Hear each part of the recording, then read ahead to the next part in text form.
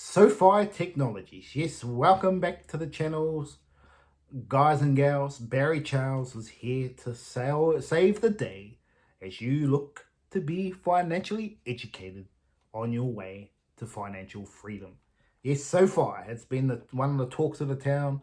It's been the big move in the fintech space or bank space, depending where you want to put this company. They are absolutely flying over 100% this year. They are doing some great stuff. Yes, SOFI is absolutely flying. In this episode, we're going to take a deep dive into all the key metrics. We're going to look at PE ratio. We're going to look at assets and liabilities. We're going to look at revenue. We're going to look at everything that you need to know about SOFI's finances, what it can do for you as a potential buy or not going into the future, and is it truly valued well?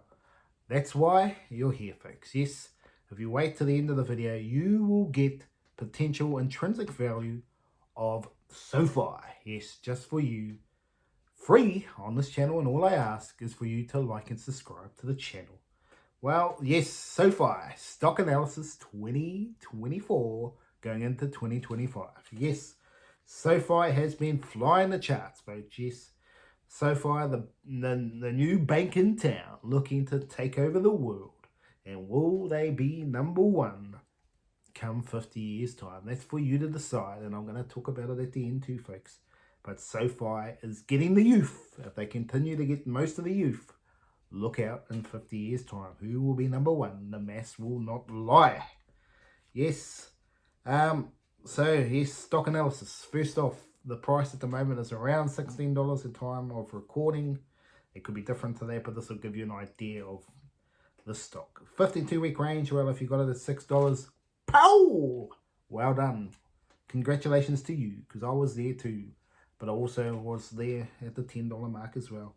And potentially still now, because I think the stock could be an absolute 10x banger for you, folks. I'm putting it out there. EPS of 0.13, not financial advice. PE ratio, this is only considered 116, but are they going to find some metrics to really boot that away? We will see in time. No dividend at the moment, and it'll be a long time before you see a dividend in this company for sure. Short interest, 13.7, this is still quite high. So this is the thing with the stock. It's still in that phase. Like, it is going the profitability, but it could still go to zero because the free cash flow situation they have got, which a lot of banks have anyway. But this is the problem. They really need to get that going up. But they are certainly a conglomerate. Let's say, if we look at the market cap of 16.5 billion. Now, this is why I said 10x, folks. This stock can potentially be a 10x for you. If you believe they are as good as Bank America, and 10x from here is 165 billion.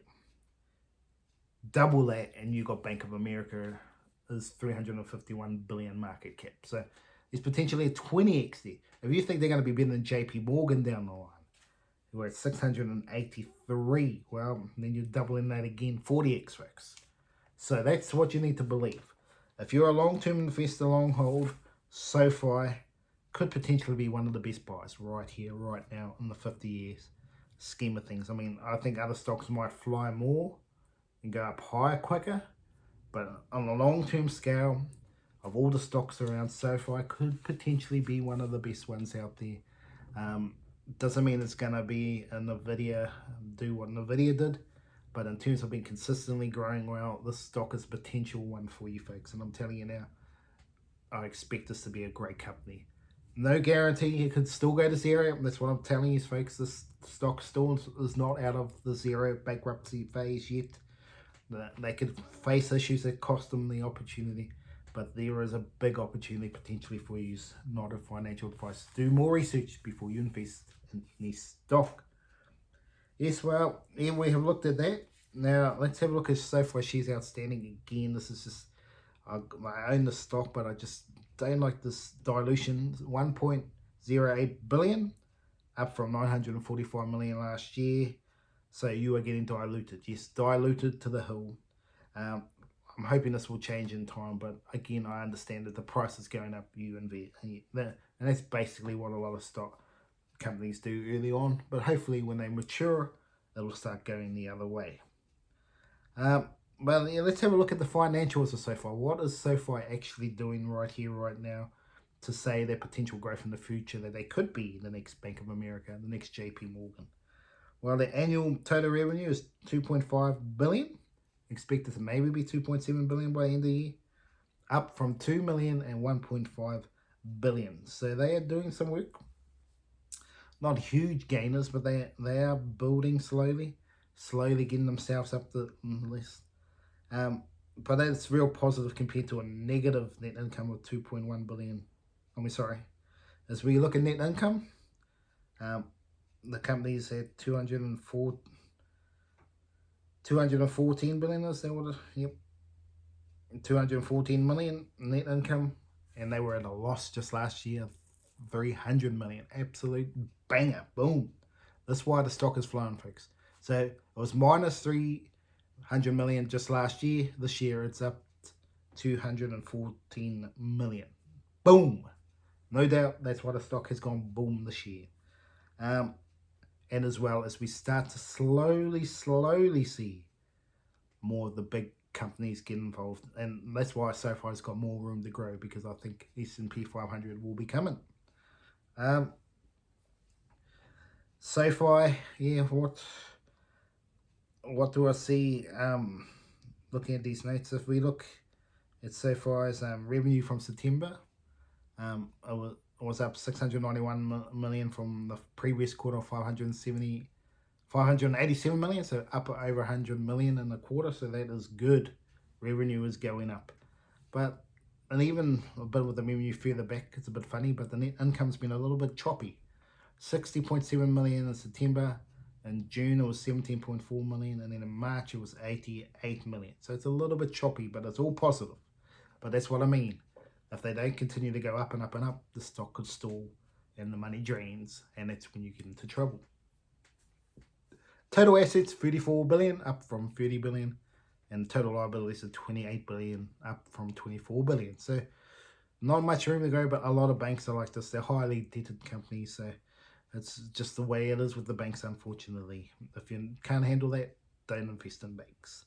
SOFI continues to provide negative free cash flow, which a lot of banks do anyway, so it's not really a moot point. But so what do I see the potential growth of SOFI? How does SOFI grow from here, folks? What does it need to do to be that 20x? Or what does it need to do to go boom, boom, boom, boom, boom? Well, they got to continue to sell. Marketing team needs to go for anyone under 30. Just go boom, boom, boom. Invest with us. This is the future. This is where you need to be. This is where they're going to be the next conglomerate big bank if they want to be. They need to be pushing their youth market. They also got to try and get the older market. But let's be honest, the older market, generally when they get to 50 plus, aren't going to change. You get the youth. You get the youth. You get the future. And that's where popularity has come for SOFI, and it continues to grow and grow and grow.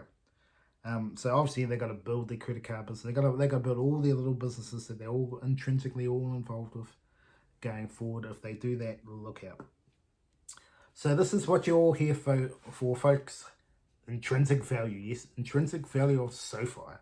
What is happening? I'm going to give you a bear case, a base case, optimism, and out to the stratosphere. Yes, you get it all here on Barry Charles. Remember to like and subscribe as we look at a calculator, simple calculator, Graham's calculator, that gives you an opportunity to look at intrinsic value of a company.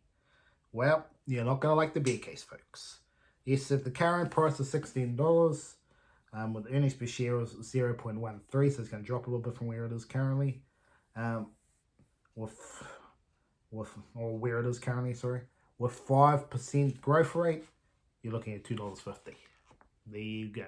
$2.50 to $16.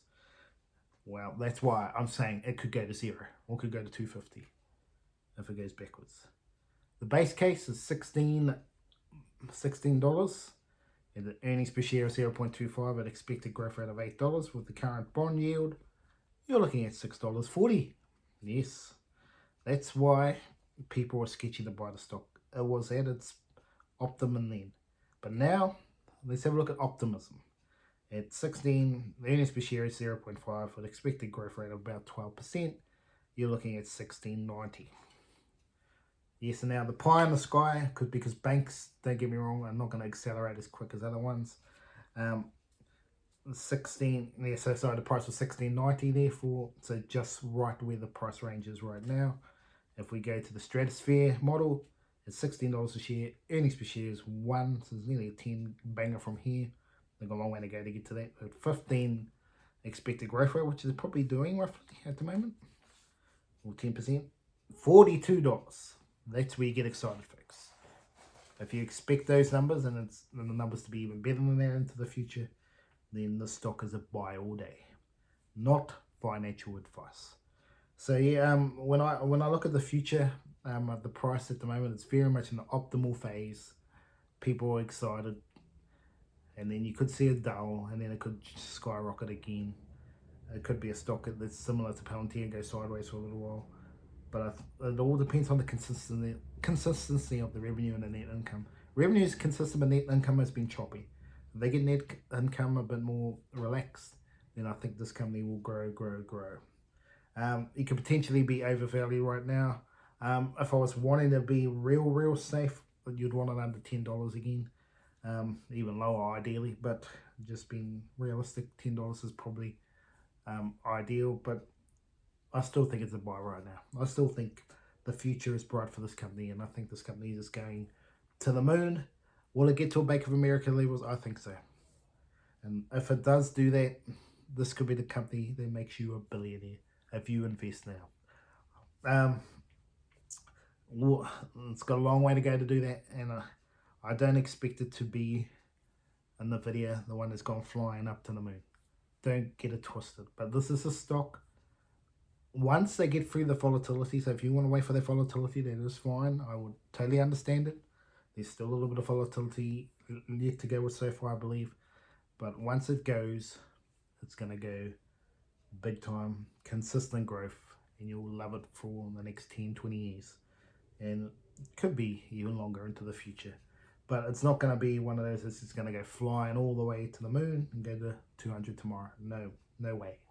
Not one of those stocks, but for long-term shareholders who want some nice consistent growth, and then if it potentially dividend payer in the future, SOFI is where you need to go. So where I see the future of SOFI, that is where it is. How much market share can they get? If you're banging on the youth, right? If you're focused on the youth and you start getting 20, 30, 40%, who knows, 50% of the market there, 50 years time, where you're going to be. Yes, folks. Number one, baby. SOFI could potentially be the next big thing. There's potential for other companies to do the same thing, but SOFI at the moment is one of those companies. If you are in the bank space, fintech space, whatever you want to say, SOFI is one of the big movers here, folks. SOFI is one of those that you can buy for a long time and expect, well, doesn't mean things change. That's what I want to exclaim in all my videos. Fundamentals can change. If the fundamentals change, sell. Simple as that. If the fundamentals go south, go out the door. Even if you lose a bit of money, you're better off to lose 10% than 100%. And people say, how much can you lose? If you put 10,000 in a stock, you can lose 10,000. But if you still have 9,000 left after you made the mistake, well, then you can live with it. But when you lose $10,000 every single time, then you go bankrupt. And that's what I want you to learn on this channel, is not to go bankrupt. Sometimes you got a dud stock, off you go. It all depends on what you believe in the future, where you think the stock will be in 10 years time, because you can move around, and that is good. Nothing wrong with moving around the stocks, but you got to be ready to pay that big bill. If you got that opportunity to pay that big bill of 30% every year because you're buying and selling stocks, they're high yield, then that's okay. But it's not for everyone. Buy and hold longer, and then you don't have to worry about as much of that because you're not selling in and out of stocks. So if you like that, then Get yourself ready. SOFI is potential buy all day, not financial advice. But remember to like and subscribe here at the channel Barry Charles. I'll be back with many more videos like this. I hope you like this video about SOFI, stock analysis, and intrinsic value. And I'll see you very soon.